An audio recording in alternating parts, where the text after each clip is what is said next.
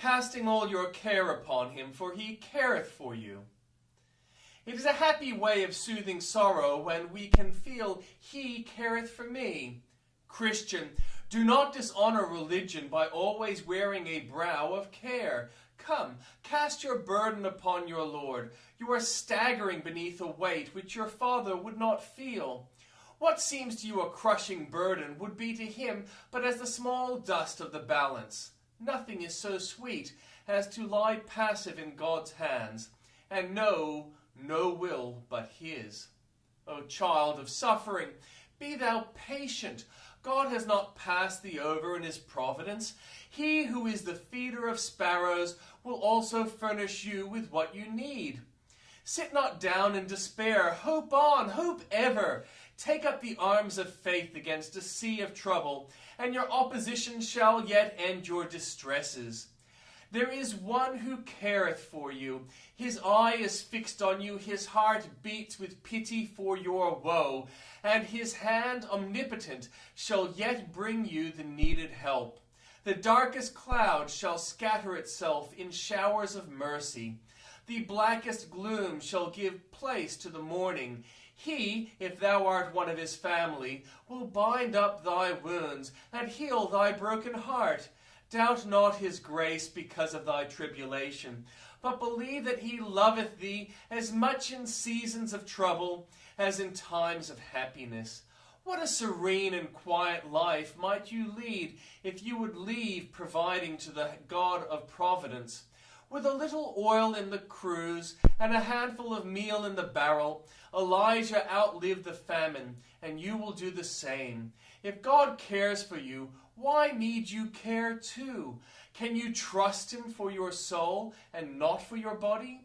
He has never refused to bear your burdens. He has never fainted under their weight. Come then, soul, have done with fretful care, and leave all thy concerns in the hands of a gracious God. Now the hand of the Lord was upon me in the evening. In the way of judgment this may be the case, and if so, be it mine to consider the reason of such a visitation, and bear the rod and him that hath appointed it. I am not the only one who is chastened in the night season. Let me cheerfully submit to the affliction, and carefully endeavor to be profited thereby.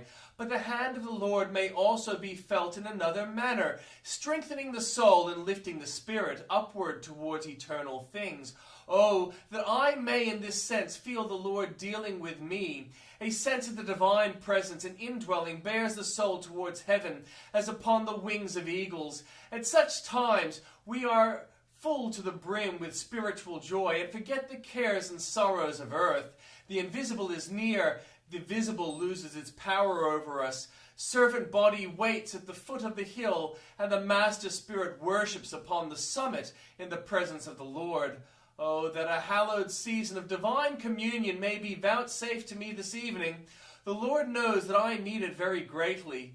My graces languish, my corruptions rage, my faith is weak, my devotion is cold. All these are reasons why his healing hand should be laid upon me. His hand can cool the heat of my burning brow and stay the tumult of my palpitating heart. That glorious right hand which mouldeth the world can new create my mind. The unwearied hand which bears the earth's huge pillars up can sustain my spirit. The loving hand which encloses all the saints can cherish me. And the mighty hand which breaketh in pieces the enemy can subdue my sins. Why should I not feel that hand touching me this evening? Come, my soul, address thy God with the potent plea that Jesus' hands were pierced for thy redemption, and thou shalt surely feel the same hand upon thee which once touched Daniel and set him upon his knee that he might see visions of God.